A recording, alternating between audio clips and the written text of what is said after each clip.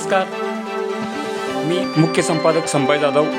आपण पाहत आहात सह्याद्री न्यूज मराठी महाराष्ट्र.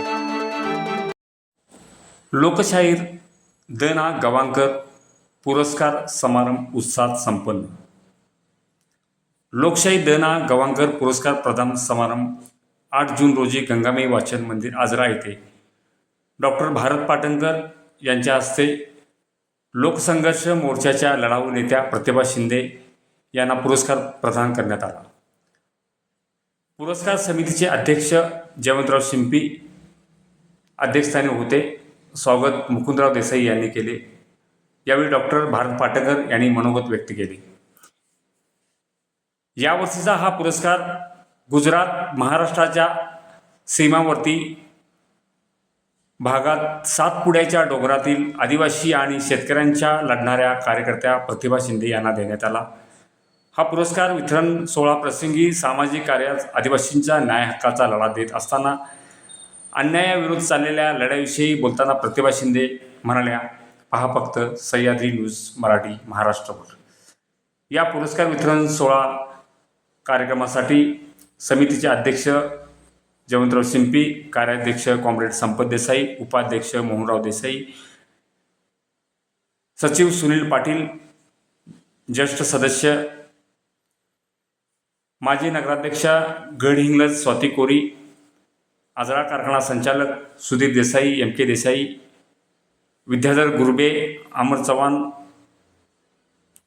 तसेच मायकल फर्नांडिस, रवींद्र भाटले, संजय घाटगे, मीना शिरगुप्पे, दिगंबर सावंत, नवनाथ शिंदे, युवराज पवार, संजय सावंत, संजीवनी सावंत, संग्राम सावंत सह समितीचे सदस्य उपस्थित होते.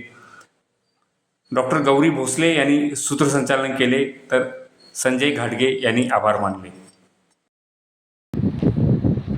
शाहीर द ना गवाणकरांच्या नावानं आज आजरा येथे मला पुरस्कार देण्यात आला. या पुरस्काराच्या सर्व समितीची मी अत्यंत आभारी आहे.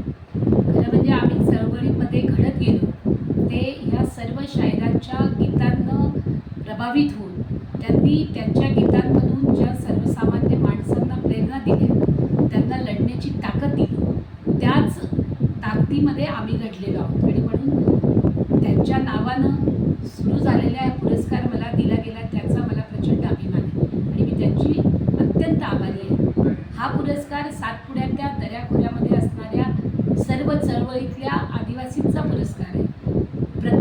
मी त्यांची प्रतिनिधी म्हणून तो पुरस्कार स्वीकारलेला आहे. स्थानिकांचा तिथल्या संसाधनांवरच्या अधिकाराची जी लढाई आहे ती लढाई आणि गवाणकरांनी आपल्या शायरीमधून व्यक्त केलेल्या भावना ह्या मिळत्या जुळत्या आहेत. आणि म्हणून 50 वर्षानंतर सुद्धा त्यांनी मांडलेलं, त्यांनी लिहिलेलं, त्यांच्या आवाजातली शायरी ही आज सातपुड्याच्या दर्याखोऱ्यामध्ये सुद्धा क्रांतीची मशाल घेऊन जिवंत आहे. आणि असा पुरस्कार मिळणं ही चळवळीची ताकद वाढवते आणि म्हणून या पुरस्काराचा मी स्वीकार करते आणि आजराकरांचे आभार मानते. कृषीप्रधान आजरा तालुका आहे आमचा. आपल्याला कसा वाटला?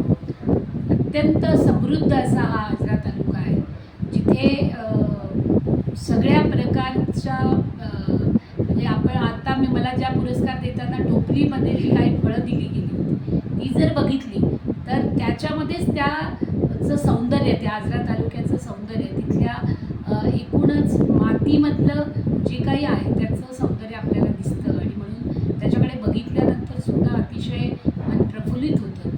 इतका रानमेवा असेल, इतक्या प्रकारच्या वेगवेगळ्या गोष्टी इथे होत आहेत की अशा समृद्ध तालुक्यामध्ये आल्यानंतर इथेच राहावं असं वाटतं माणसाला. अशाच नवनवीन बातम्या पाहण्यासाठी चॅनलला सबस्क्राईब, लाईक व शेअर करा. धन्यवाद.